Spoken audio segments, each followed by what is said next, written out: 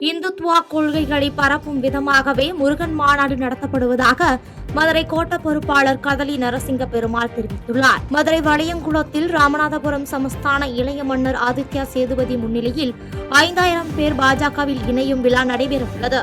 இது தொடர்பாக செய்தியாளர்களை சந்தித்த மதுரை கோட்ட பொறுப்பாளர் கதலி நரசிங்க பெருமாள், தமிழகத்தில் ஆட்சி மாற்றம் வேண்டும் என்ற எண்ணம் இளைஞர்கள் மத்தியில் உருவாகியுள்ளது என்றும், அதன் அடிப்படையில் நடைபெறவுள்ள பாஜக நிகழ்ச்சியில் பல்வேறு கட்சிகளைச் சேர்ந்த இளைஞர்கள் 5000 பேர் ராமநாதபுரம் சமஸ்தானம் இளைய மன்னர் ஆதித்யா சேதுபதி தலைமையில் பாஜகவில் இணைகிறார்கள் என்றும் தெரிவித்தார்.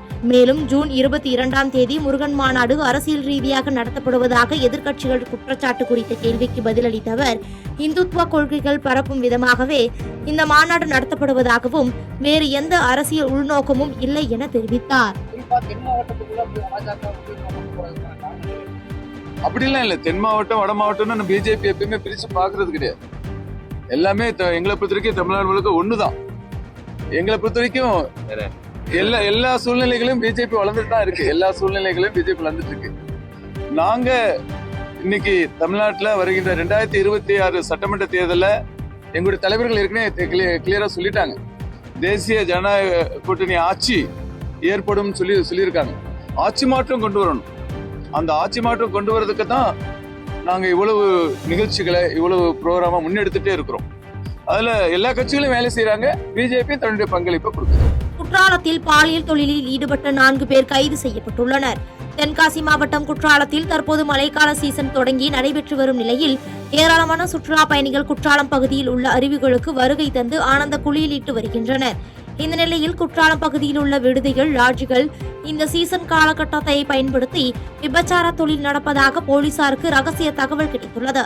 தகவலின் அடிப்படையில் குற்றாலம் போலீசார் குற்றாலம் பகுதியில் தீவிர சோதனை மேற்கொண்ட போது இளம்பெண்களை வைத்து பாலியல் தொழிலில் ஈடுபட்ட மாரி, முருகன், மாரியப்பன், ராஜரத்தினம் ஆகிய 4 பேரை போலீசார் கைது செய்து விசாரணை நடத்தி வருகின்றனர். பாஜக ஆட்சிக்கு வந்த பிறகு இஸ்லாமியர்கள் மீது சட்டத்தின் பெயரால் பல்வேறு தாக்குதலை நிகழ்த்தி வருகிறார்கள் என்று விசிக கட்சியின் தலைவர் தொல் திருமாவளவன் குற்றம் சாட்டியுள்ளார்.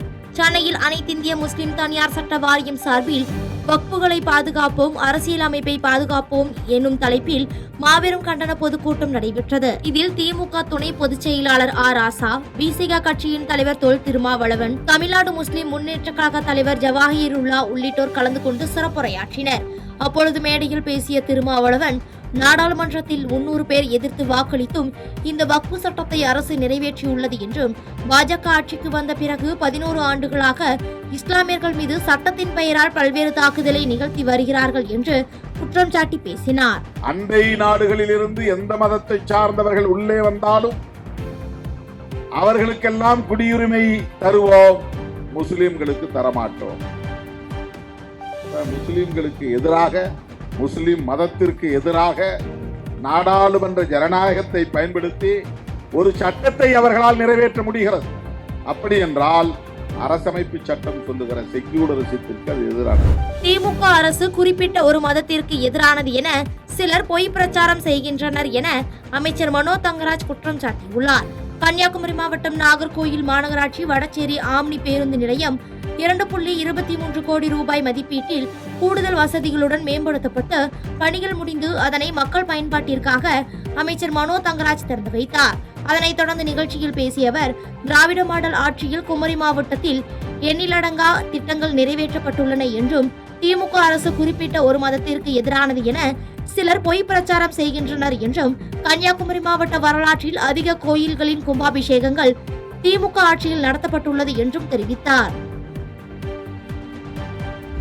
பெங்களூருவில் பல்வேறு குற்ற வழக்குகளில் தேடப்பட்டு வந்த நைஜீரியா நாட்டு குற்றவாளி கைது செய்யப்பட்டுள்ளார். கர்நாடக மாநிலம் பெங்களூரு பகுதியில் பல ஆண்டுகளுக்கு முன்பு வந்த நைஜீரியா நாட்டைச் சேர்ந்த எட்வர்ட் எஃபாம் இடுவோர் என்பவர் பல்வேறு குற்றச்சம்பவங்களில் ஈடுபட்டு தலைமறைவாக இருந்து வந்துள்ளார். இந்நிலையில் இவர் மீது கர்நாடக மாநிலம் மேற்கு CAN காவல் நிலையத்தில் பல்வேறு பிரிவுகளின் வழக்கு பதிவு செய்யப்பட்டு தனிப்படை அமைத்து போலீசார் இவரை தீவிரமாக தேடி வந்தனர். இந்நிலையில் கிருஷ்ணகிரி டோல்கேட் அருகே கிருஷ்ணகிரி காவல் நிலைய போலீசார் வாகன சோதனையில் ஈடுபட்டிருந்த பொழுது இவர் சிக்கிய நிலையில் அவரிடம் இருந்து ஒரு லேப்டாப், ஒரு கார், 5 செல்போன்கள், 3,93,000 ரூபாய் இந்திய பணம், 100 யூரோ வெளிநாட்டு பணம் உள்ளிட்டவற்றை போலீசார் பறிமுதல் செய்தனர்.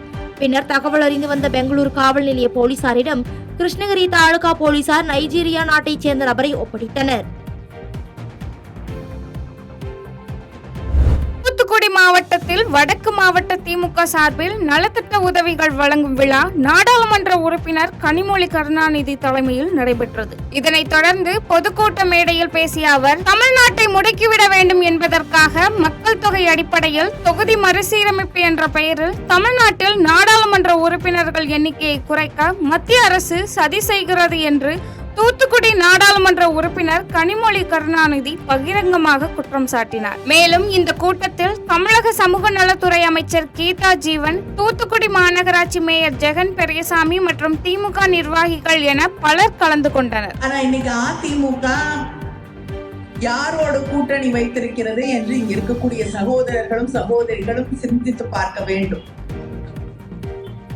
அவங்க தமிழ்நாட்டுடைய உரிமைகளை படிப்படியாக குறைக்கக்கூடியவர்களுக்கு, தமிழ்நாட்டுடைய எதிர்காலத்தை ஒழிக்க நினைக்கக்கூடியவர்களுக்கு தான் இன்னைக்கு அவங்களோட சேர்ந்து இன்னைக்கு கூட்டணி வைத்திருக்கிறார்கள். இது தமிழ்நாட்டுக்கு அவர்கள் செய்யக்கூடிய மிகப்பெரிய துரோகம் என்பதை மனதிலே வைத்துக் கொண்டு வரக்கூடிய தேர்தலிலே நீங்கள் வாக்களிக்க வேண்டும். மீண்டும் நம்முடைய உரிமைகளுக்காக பாடுபடக்கூடிய திராவிட முன்னேற்ற கழக ஆட்சியை, நம்முடைய அண்ணன் தளபதி அவர்களுடைய, முதலமைச்சர் தளபதி அவர்களுடைய ஆட்சியை, தமிழ்நாட்டிலே தலைவர் கலைஞரின் ஆட்சியின் நீட்சியாக இருக்கக்கூடிய அந்த ஆட்சியை நீங்கள் உருவாக்கி காட்ட வேண்டும்.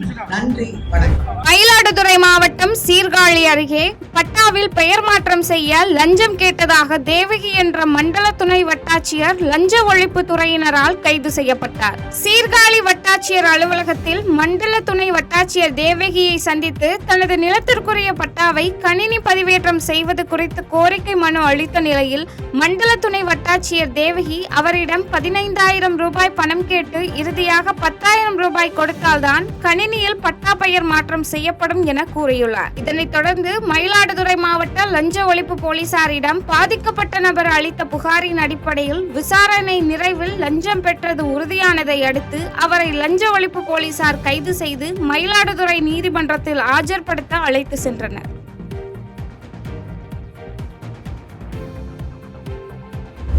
சிவகங்கை மாவட்டம் காரைக்குடி அருகே மென்பொருள் நிறுவனத்தில் தன்னிடம் பணிபுரிந்த பெண்ணுக்கு பாலியல் தொந்தரவு கொடுத்த புகாரின் பேரில் டார்வின் ராஜ் என்ற மென்பொருள் நிறுவன உரிமையாளர் கைது செய்யப்பட்டார். பெண்ணை பணியில் அமர்த்தி அந்த பெண்ணுக்கு பாலியல் ரீதியாக துன்புறுத்தல் கொடுத்த நிலையில் அந்த நிறுவனத்திற்கு வேலைக்கு செல்வதை நிறுத்திய பெண்ணை தொலைபேசியில் தொடர்பு கொண்டு மிரட்டியுள்ளார். இதனைத் தொடர்ந்து அதிர்ச்சியடைந்த அந்த பட்டதாரி பெண் காரைக்குடி வடக்கு காவல் நிலையத்தில் புகார் அளித்த நிலையில் டார்வின் ராஜ் மீது பட்டதாரி பெண்ணுக்கு பாலியல் துன்புறுத்தல் கொடுத்ததாகவும் கல்லூரி ஆவணங்களை பெற்றுக்கொண்டு திருப்பி தருவதற்கு பணம் கேட்டு மிரட்டியதாகவும் வழக்கு பதிவு செய்து கைது செய்தனர்.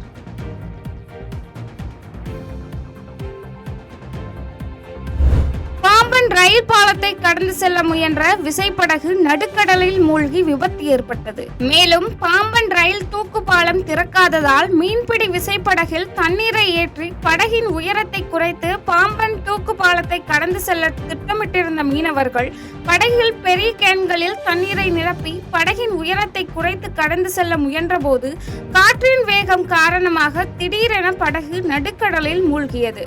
இதனால் படகில் இருந்த 6 பேர் கடலில் தத்தளித்த நிலையில் அவர்களை சக மீனவர்கள் மீட்டனர். செய்திகளை உடனுக்குடன் தெரிந்து கொள்ள கீழ்கண்ட கேபிள் மற்றும் டிடிஎச் நெட்வொர்க்குகளில் எம்நாடு செய்தி தொலைக்காட்சியை காணுங்கள். பாதகம் செய்பவரை கண்டால் நாம் பயம் கொள்ளலாகாது பாப்பா. மோதி மிதித்துவிடு பாப்பா, அவர் முகத்தில் உமிழ்ந்துவிடு பாப்பா. அண்மை செய்திகளை உடனுக்குடன் தெரிந்து கொள்ள இணைந்திருங்கள் எம்நாடு தொலைக்காட்சியுடன்.